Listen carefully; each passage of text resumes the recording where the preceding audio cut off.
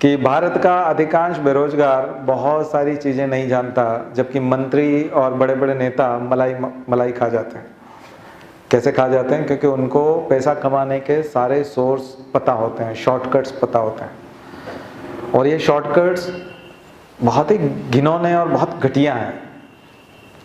और सूचनाओं का अभाव गरीबी का कारण है, ध्यान रखिए। इसलिए मैंने आपको सूचना के अधिकार के लिए जब बताया था कि किसी व्यक्ति के पास सूचना से वंचित करना उसकी जान लेने के बराबर है, उसकी हत्या करने के बराबर है।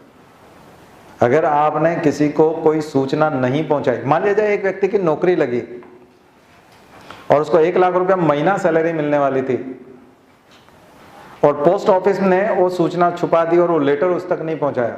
आज के ज़माने में तो ईमेल और बहुत सारे माध्यम हैं और रिजल्ट वैसे भी आउट होते हैं, लेकिन अगर वो सूचना उस तक नहीं दे और बाद में 1-2 महीने बाद वो डिप्रेशन में आत्महत्या कर ले कि मेरी नौकरी नहीं लगती, सब लोगों की लग जाती है, जबकि उसकी लग चुकी थी 2 महीने, यहां एक तरह से उसकी हत्या हुई। और किसने? जिसने वो सूचना छिपा ली थी। इसलिए सूचना का अधिकार राइट टू लाइफ में डाला गया है, आर्टिकल 21 का पार्ट है। सूचना का अधिकार, राइट टू इंफॉर्मेशन, किसका पार्ट है? किसी भी व्यक्ति को सूचना से वंचित करना उसकी हत्या करने के समान है, बहुत बड़ा अधिकार है ये। तो सूचना से वंचित कौन करता है? सूचना से वंचित कौन होता है? खास करके ब्यूरोक्रेट्स करते हैं और नेता करते हैं। नेता और ब्यूरोक्रेट सूचना से वंचित करते हैं और लाभ कमाते हैं। सूचनाओं से वंचित करके ही तो लाभ कमाया जाता है।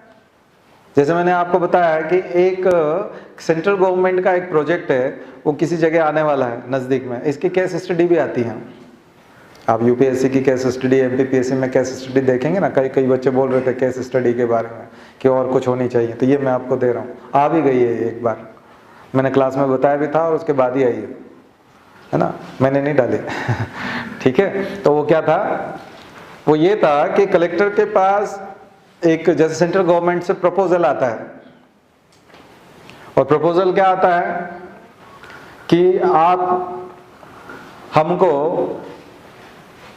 150 एकड़ जमीन किसी एक प्रोजेक्ट के लिए दो जहां पर इंडस्ट्रियल कॉरिडोर जा रहा है, या इंडस्ट्रियल कोई SEZ बनना है, इकोनॉमिक जोन बनना है, या फूड पार्क बनना है, मेगा फूड पार्क बनना है, साइबर के ऊपर कुछ ऐसा बनने वाला है। उसके लिए 150 एकड़ जमीन दीजिए। अगर आपने 150 एकड़ जमीन निर्धारित कर ली है कि ये सरकारी जमीन यहाँ है 150 एकड़, और ये हम सरकार को देने वाले हैं, सेंट्रल गवर्नमेंट को, यहाँ वो प्रोजेक्ट आने वाला है, तो निश्चित रूप से उसके आसपास की जो ज़मीन है वो बहुत महंगी हो जाएगी, क्योंकि वहाँ काफ़ी कुछ कंस्ट्रक्शन होगा, वहाँ ट्रांसपोर्टेशन बढ़ जाएगा, सेंट्रल गवर्नमेंट रोड बनाएगी, सुविधाएं होंगी, हॉस्पिटल्स आ जाएंगे, सुपर स्पेशलिटी कुछ चीज़ें और आ जाएंगी, और कॉलोनी बनेगी कर्मचारियों के लिए, और उनके लिए तो बहुत सारी स्पोर्ट्स कॉम्प्लेक्स और बहुत सारी सुविधाएं होंगी, तो ये पॉश इलाका हो जाएगा। तो आसपास के किसानों को बहुत ऊंचा दाम मिल सकता है, लेकिन आपने ये सूचना किसी को लीक कर दी। सूचना छुपाना और चयनित लोगों को लीक करना दोनों ही अपराध है। अब ऐसे में आपको सूचना छुपा के रखना थी, तो जिस आदमी को 5 लाख रुपए एकड़ दाम मिल रहा था, उसको 1 करोड़ रुपया एकड़ दाम मिलेगा। और आपने एक उद्योगपति को या किसी बिल्डर को या उस शहर के किसी रईस आदमी को वो सूचना लीक कर दी, इस जगह पर ये लोकेशन हमने ट्रेस की है, तो वो आसपास के किसानों को कहेगा जमीन बेचना है, वो बोलेंगे हाँ बेचना है।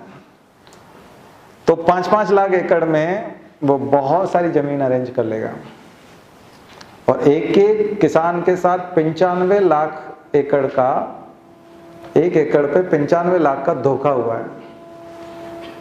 आया समझ? ये चीजें जो है ये आपके हाथ में होती है, और इससे कई लोग इतना पैसा कमा लेते हैं कि वो कहीं रिकॉर्ड पे भी नहीं आता कि उन्होंने किसी से पैसा लिया और उन्होंने कोई अपराध भी नहीं किया। कलेक्टर इस मामले में बहुत पैसा कमाता है, क्योंकि वो सूचनाओं को लीक करता है सिलेक्टिव लोगों के साथ में। जबकि उसको लीक नहीं करना चाहिए। एथिक्स ये कहते हैं कि आपको सूचना लीक नहीं करना है, इंफॉर्मेशन नहीं देना है, और वो दे देता है, और उसके तहत वो उनसे पैसे ले लेता है सूचना देने के, उनको लाभ हो जाता है, या रिश्तेदारों को दे देता है, नेपोटिज्म हो जाता है। तो ये चीजें जो है ये आपको समझ में आ रही है ना, एथिक्स भी साथ साथ चल रहा है, काम भी चल रहा है। आपका काम क्या है, तो ये काम है।